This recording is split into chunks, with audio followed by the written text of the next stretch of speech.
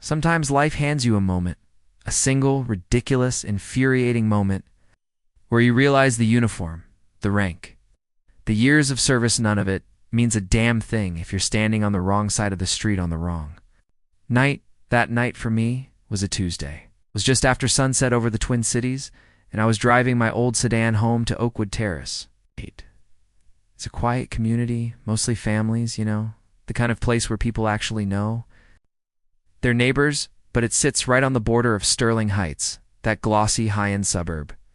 And Sterling Heights had a problem with us.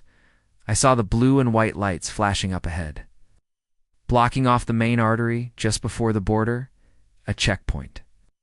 I slowed down, windows already down, hands visible on the wheel. I'm General Alex. Cross 4-star, U.S. Army, but tonight I was just a woman driving home, prepared to be polite and professional. License and registration, ma'am. That was Officer Blake, young, aggressive, shining his heavy flashlight straight into my eyes like I was a deer. Officer, may I ask what the nature of this stop is? Ask, keeping my voice even. Military training kicks in. Keep the tone steady. You stick to the facts. You don't give them an ounce of drama. Blake just stiffened. Routine, ID check. Just hand it over. I slid the documents out. I watched him walk back to his cruiser, watched him show my license to Captain Roy Vance, the one running the show. And I saw the whole dynamic shift the second Vance looked.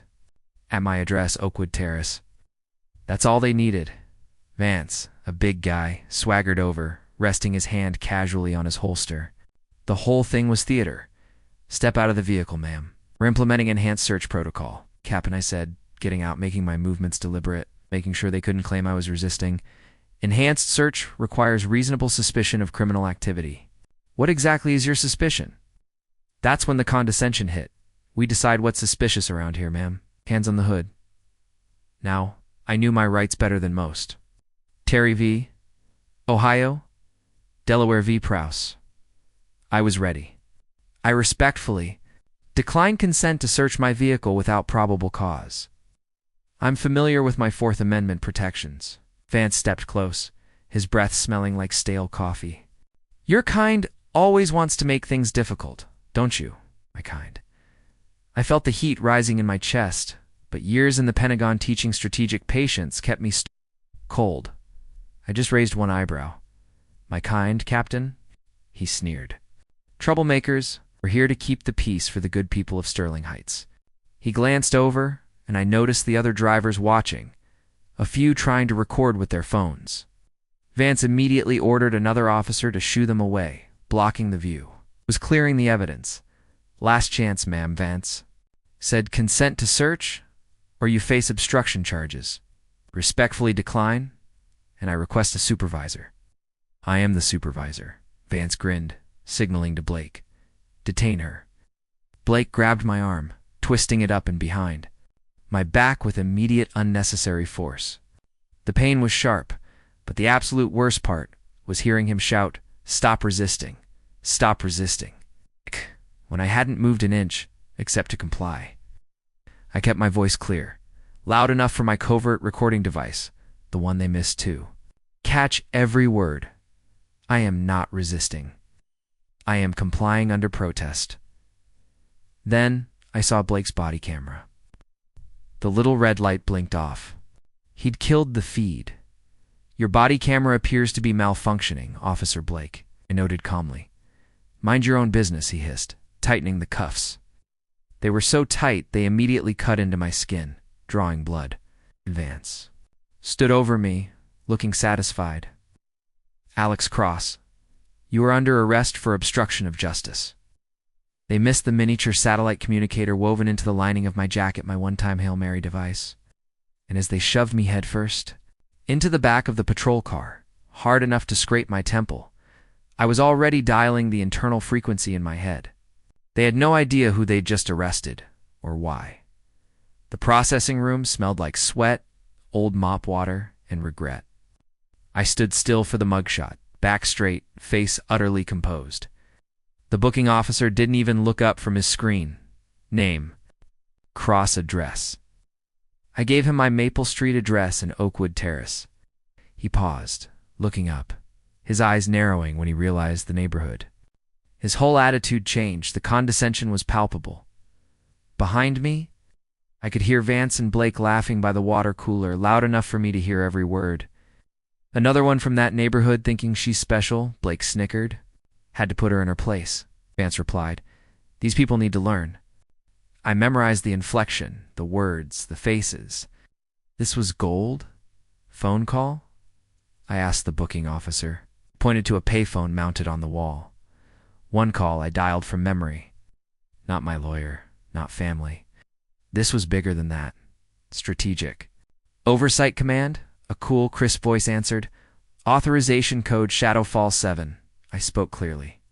"Initiating protocol oversight. Location transmitting. I am currently detained." There was a moment of silence, a long, agonizing moment. Then the voice returned, sharper now. "Confirmed, General Cross. Response team deploying. Timeline, 45 minutes. I hung up. Just as I did, the precinct doors burst open and in strode Mayor Garrett Thorne. Slick suit, power ring gleaming, looking like he owned the place. Which, politically, he basically did. "Another one?"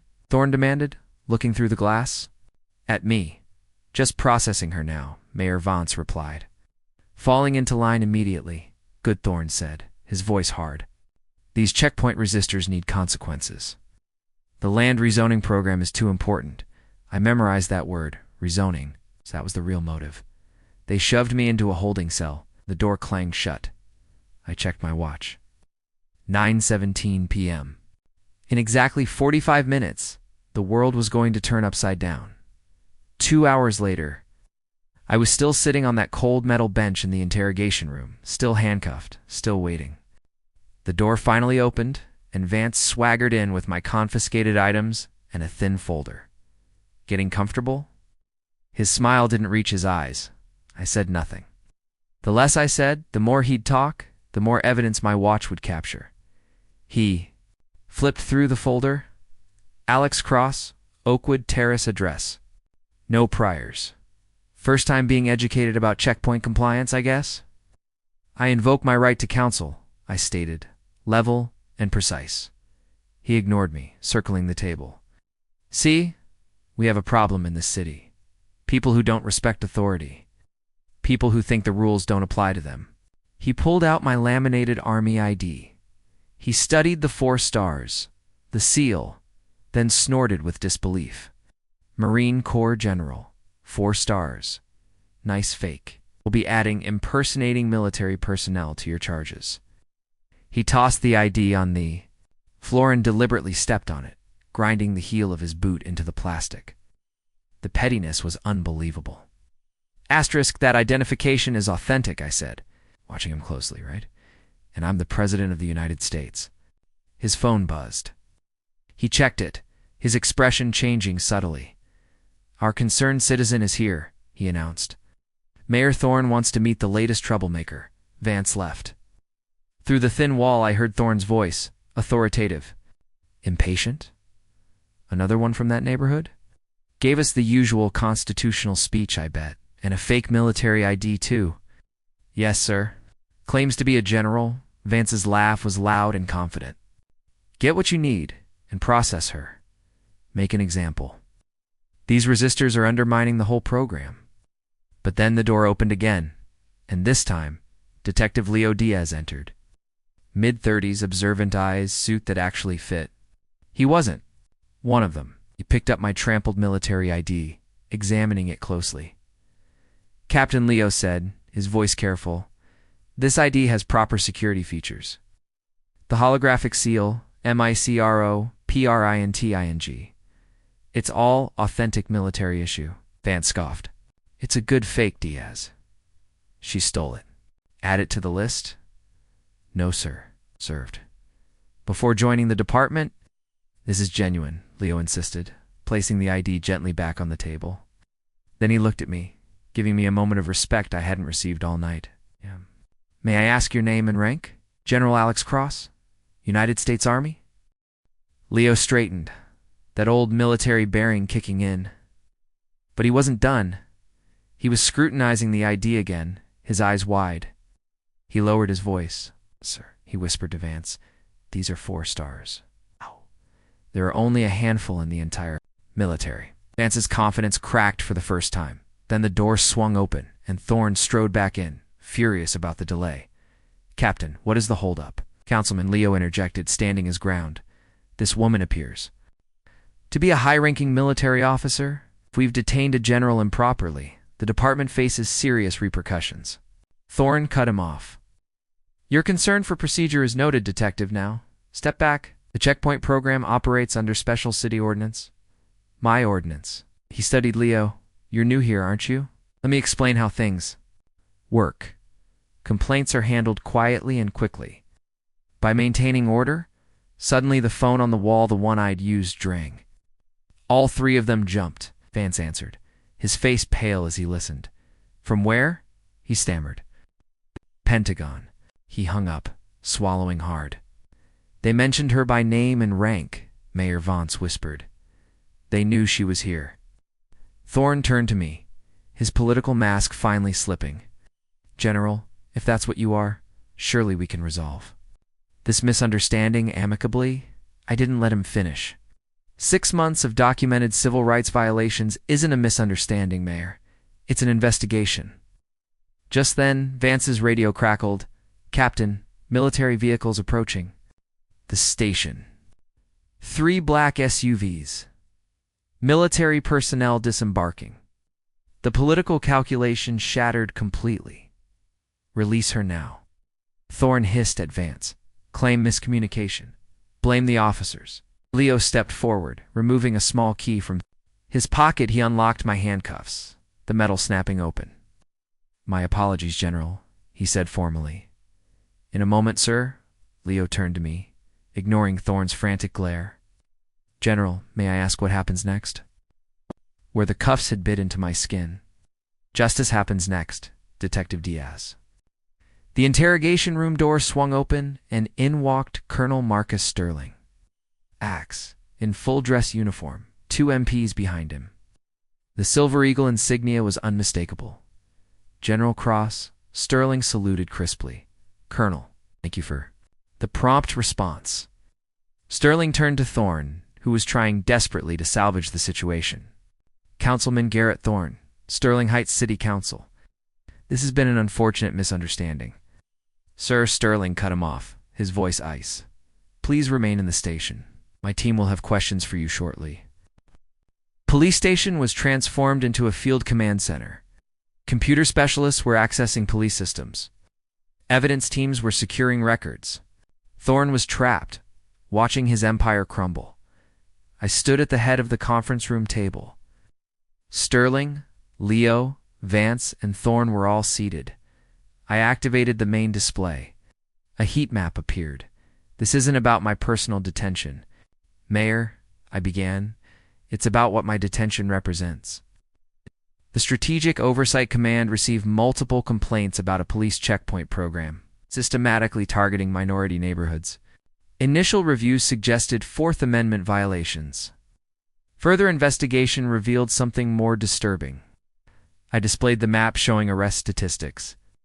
Red dots clustered exclusively in Oakwood Terrace.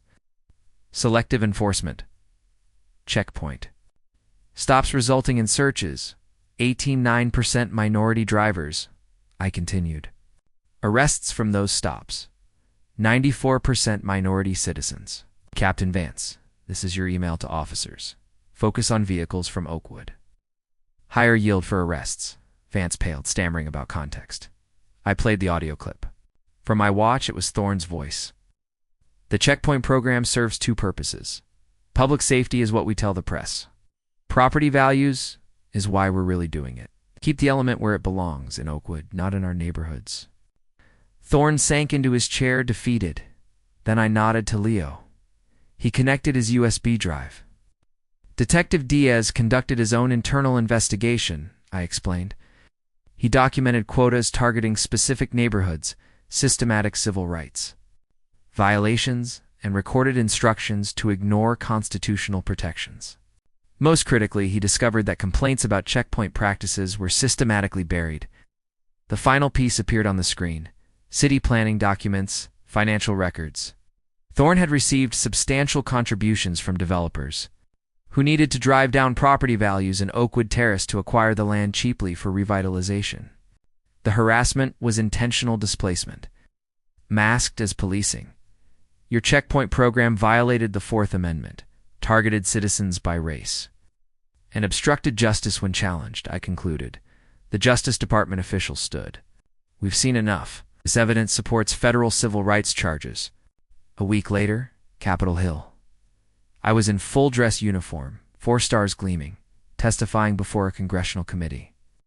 I explained the Greenfield model, the template we developed to identify systemic discrimination before it becomes entrenched. When the committee chair asked why I, a 4-star general, risked personal detention, my answer was simple. Sometimes systems only reveal their true nature through direct experience. I volunteered to test the system because most people can't use rank or privilege to protect their rights. The system must work equally for everyone, not just those with status. I smiled as I acknowledged Leo Diaz sitting in the audience. He risked his career to do the right thing, and he was taking a position with the FBI's Civil Rights Division. His brother's record, cleared 2 months later, I was back in Oakwood Terrace, sitting quietly at a community meeting. The checkpoint was gone. New policies were in place, body cameras always activated, stop data publicly available. An older woman approached me after the meeting. General, you're the one who brought down those checkpoints. My grandson lost his scholarship because of an arrest there. His record is cleared now and he's back in college. She paused. But why go through the arrest? Why not just show them your rank right away? I looked out at the community, families walking freely, no longer afraid. Of the border, uniform doesn't protect us from discrimination, I told her. But it does give us the responsibility to uphold the Constitution for every citizen. Leo drove me to the airport. The work continues, General, he asked. It does, I confirmed. We established a template here, and we use it nationwide. I looked out the window as we passed the former checkpoint location. This is what security actually looks like, Leo, I said. Not checkpoints and harassment, but people living their lives with dignity and equal protection under the law. The map of America is glowing on the monitor back at SOC, highlighting new jurisdictions showing the same red flags. Thorne was sentenced. Last week, 5 years federal restitution ordered for the victims. Justice delayed, but delivered. The fight never ends, right? It just moves to a new location. Now, I want to hear from you. Have you ever had a moment where you felt like you had to choose between asserting your rights and just giving up to avoid conflict? When does privilege become a tool for justice? And when does it become a weapon? Drop your thoughts in the comments below. Let's talk about accountability. And don't forget to like and subscribe for more stories where justice speaks volumes.